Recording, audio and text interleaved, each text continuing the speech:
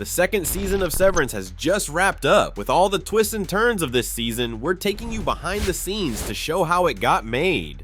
It took the second season 3 years to release. Following the first season, a very hefty wait time between the 2 seasons. Why did it take so long to come out? Season 1 was filmed during the COVID-19 pandemic, which meant the shooting took much longer than expected due to the crew needing to follow the safety protocols. It took over a year of actual filming to complete the first season, not to mention the post-production. Despite that, the first season came out to rave reviews, so Apple wanted to quickly set up a second season. However, the show would be met with another type of delay. Before they started filming, a writers and actors strike took place in Hollywood. This shut nearly every production down. Once the strike ended, the producers had to essentially redo all their scheduling and pre-production work. Locations that they had secured were no longer available and the actors' schedules had changed. Having to redo all of this precise work was why the second season took so long to release. After the crazy cliffhanger that ended season 1, the stage was certainly set for season 2. Knowing this, director and executive producer Ben Stiller thought that the opening scene for season 2 had to come out swinging. That's precisely what they did. As soon as Mark gets down to the Lumon office, he goes into a sprint trying to find Gemma. Ben Stiller and Adam Scott recently broke down this scene during a Vanity Fair video describing just how much this sequence took. The filming of Severance is much like a movie. The scenes are shot out of order, sometimes even jumping from different episodes in the same day. This scene has a lot of insane whips and tricks with the camera as Mark tries to orient himself. This was all done with a mechanical arm known as a bolt arm. This allowed for the very precise movements to be replicated on each take. This was also useful as this scene was one of the longest sequences to shoot because of the pure distance Mark runs and the length of the shot. The crew needed time to build the intricate sets that could allow the camera team to pull off each spinning and tracking shot around Mark. Stiller also admitted that there was a separate crew that was purely dedicated to the execution of this shot, and you can see all this effort in the final product.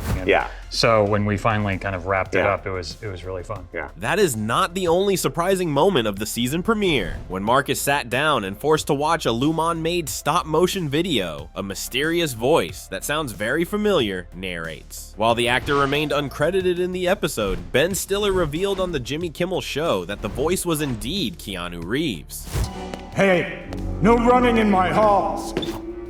This fun cameo wasn't Ben Stiller's first choice for the part. Who could possibly come before the one and only Keanu Reeves? Stiller said that he tried getting former President Barack Obama, who respectfully declined. I asked before him, and he said no. While that choice would have been an insane cameo, Reeves is a pretty decent second choice. That relief of the changing scenery also made the actors and crew so happy to film episode 4, Woe's Hollow. The episode follows Mark, Helly, Dylan, and Irving's innies as they wake up in a frozen wilderness. Executive producer and writer Dan Erickson admitted that he had always wanted to have an innie wake up in the middle of nowhere, so once they made it to this point in the story, he was extremely excited to get started. The episode taking place outside was a shock for the audience and crew. While they were all incredibly happy, some challenges arose.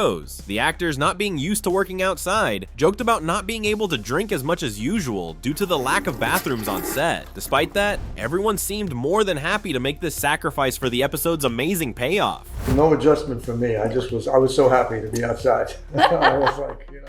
Following the events of episode 4, episode 5, entitled Trojan's Horse, saw the retirement of Irving. The episode is framed more as a funeral because for the innies, they are essentially dead. Zach Cherry talks in an interview about the impact of this event on Dylan. Because of Mark and Helly's building relationship, Irving's death leaves Dylan on his own. Of course, Irving is not entirely gone, as his melon head is seen throughout the episode. Dan Erickson marks the moment he saw that melon prop, saying that he knew season 2 would work. Ben Stiller was the director of many episodes of seasons 1 and 2. However, he did not direct every episode. Season 2 had the directorial debut of Jessica Lee Gagne. Gagne, who has worked as the show's lead cinematographer, directed episode 7 of season 2 entitled Chikai Bardo.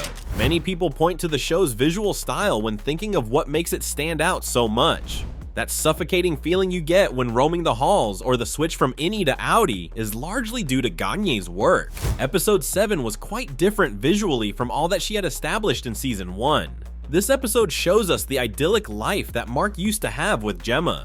Stiller discusses how him and Gagne wanted to make this feel warm and inviting, the exact opposite of Lumen. Gagne would say in an interview that because she knew the language of Severance, she felt comfortable breaking the mold for this episode. The story of this episode required a change of pace, as we get to see Mark before he chooses to sever himself. Gagne discusses the challenges of switching chairs in an interview with Go Creative. It is surprising that a show of this magnitude would take a chance on a first-time director. However, it seems to have definitely paid off, as Chikai Bardot is one of the highest rated in the series. What's next for Gagne is unknown, but there is no doubt this won't be the last time we will see her in the director's seat. Ben Stiller talks about the insane finale of the second season. The episode is titled Cold Harbor and sees many revelations occur. Stiller and Erickson wanted this episode to be different from every other episode. This can be seen with the inclusion of the insane marching band and multiple fight scenes. The creators talk about how the entire season, if not the whole show, built up to 2 different moments in this episode. When conceiving the show, Innie and Outie Mark finally talking to each other and having scenes together is something Erickson immediately thought of. He mainly discusses Adam Scott's performance and how distinct and similar both characters are. This, of course, leads to the most crucial moment of the season, when Innie Mark chooses Helly over Gemma. Scott talks about how Mark's character makes the wrong choice, but at that moment, there is no logic, just love.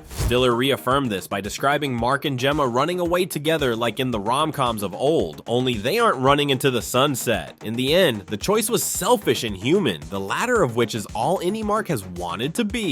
As Erickson describes it, he just wanted to make a choice for himself. You don't have to worry since Season 3 has already been confirmed by Apple TV+. Ben Stiller has also made it clear that the 3-year gap between seasons will not happen again and will be more in line with a regular TV release schedule. That being said, there is no confirmed date of release, so for now we just have to take them at their word that the wait won't be as lengthy. Given its massive hype and acclaim, it would make sense that Apple would rush this into production. At the same time, allowing the creators time to continue the story in a way that works well is another top priority, not wanting to rush the story just to fulfill an arbitrary deadline. This practice has become very common in recent years with many streaming shows, but that is another topic. For those who are wondering what is in store for Season 3, check out our video that goes over all the potential plots they can go to in the next season. Severance Season 2 brought an incredible number of new story threads and plot lines that engaged audiences worldwide. Even with all the excitement, seeing how this show started and continues to shock audiences is something to be studied. These behind-the-scenes stories give us just a peek at the creative minds behind the series. What was your favorite moment in Season 2? Let us know in the comments, and as always, thank you for watching ScreenRant. See you next time, fellow Outies.